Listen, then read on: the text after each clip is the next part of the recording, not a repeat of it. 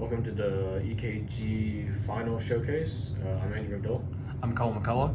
I'm Blake Breeden. I'm Justin Bennett. I'm Dominic Pasha.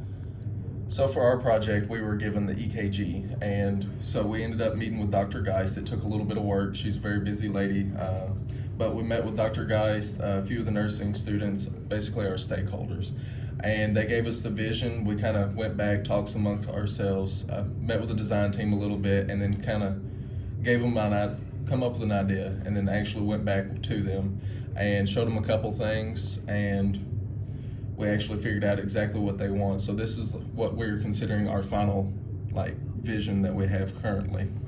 It consists of a capture new EKG, a collection, and originally Dr. Geist wanted something that way she could forward out like quizzes and everything to her students.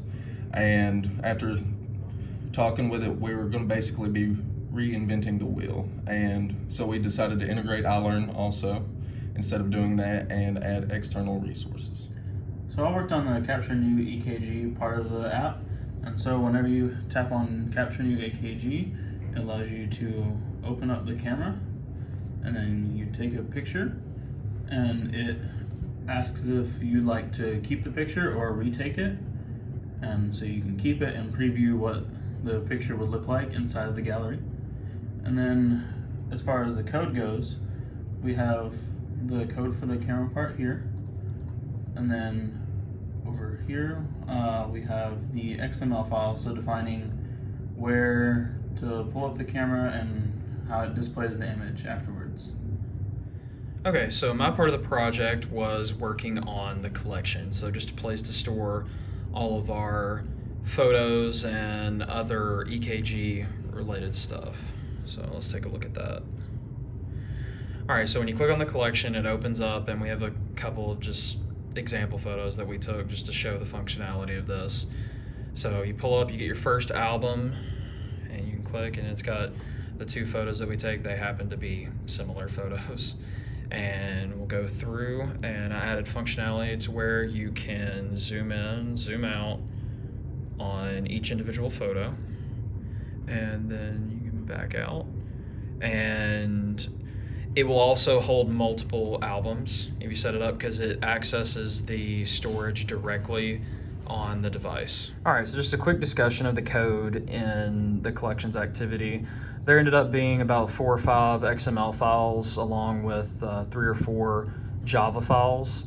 And in these, break down the collection activity, which extends the main activity, and we go through and we create the functionality of the app.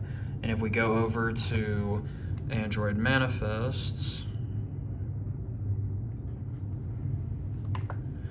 we can see where you get the main activity, and the function at the top is the function that I had to come up with for giving read and write permission to the storage, which allows us to access photos.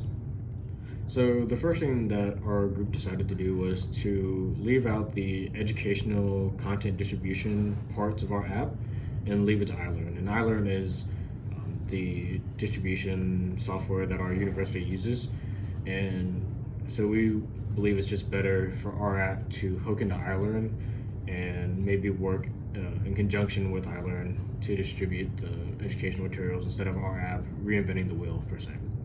The other thing that I worked on was the external resources. And here we have it set up so that you can separate the different external resources based on categories, and then we have scrollable tabs that you can tap on, and these resources can be added that would link to resources on the internet, and then we have a way to actually add these resources easily and efficiently.